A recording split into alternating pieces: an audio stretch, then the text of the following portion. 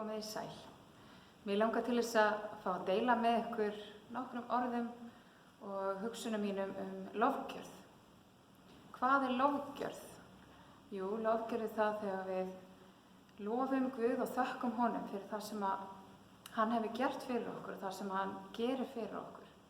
Og það verður mér svo hugleiki núna þetta með að mikilvægi þess að lofa Guð líka í þrengingu og þjáningu. Það er auðvelt að lofa og vera þakklátur þegar allt gengur vel og þegar það er gleði og allt gengur auðveldlega í kringum okkur.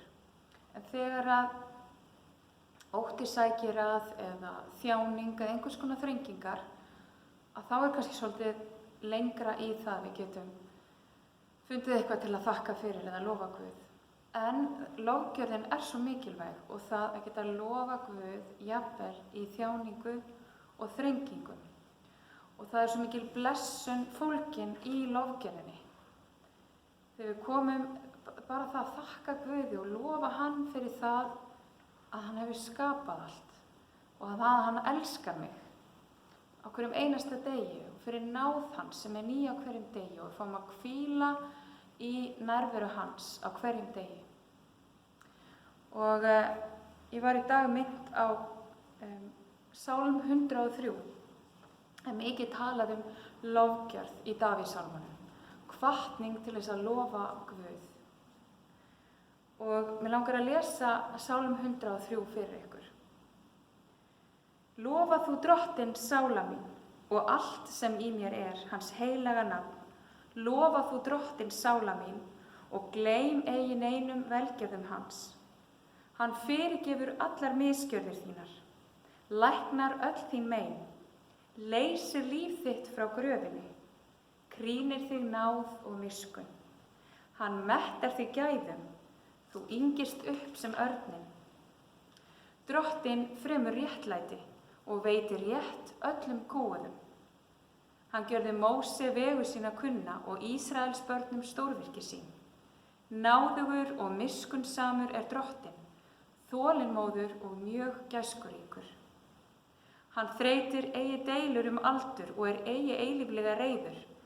Hann hefur eigi breytt við oss eftir syndum vorum og eigi goldið oss eftir misgjörðum vorum. Heldur svo há sem himinn er yfir jörðinni, svo voldug er miskunn hans við þá er óttast hann.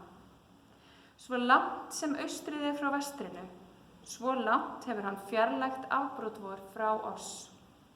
Eins og faðir sýnir miskunn börnum sínum, eins hefur Drottinn sýnt miskunn þeim er óttast hann. Því hann þekkir eðli vort, minnist þess að við erum mold. Dagar mannsins eru sem grasið, hann blómgast sem blómið á mörkinni.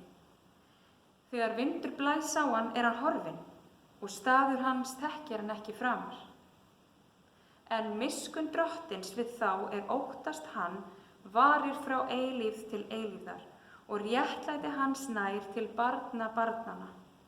Þeirra er varðveita sáttmála hans og muna að breyta eftir boðum hans. Drottinn hefur reist hásæti sitt á himnum og konungdómur hans drottnar yfir alheimi. Lofið Drottinn þér englar hans, þér voldugu hetjur er framkvæmið boð hans, þér heyri hljóminn af orði hans. Lofið Drottinn allar hersveitir hans, þjónar hans er framkvæmið vilja hans. Lofið Drottinn öll verk hans á hverjum stað í ríki hans. Lofa þú Drottinn sála mín. Þetta er stórkostlegur sálmur eins og svo margir af sálmunum í Davíðssálmunum. Og þetta er hvatning mín til þín í dag, að lofa Guð. Lofum hann kvölds og morgna og í gegnum daginn og við fáum blessun í gegnum lofgjörðina. Og mig langar að lokum að syngja lag sem við syngjum oft hérna í Kristniboðssalnum sem er samið út frá þessum sálmi. Já, lofa þú Drottinn sála mín.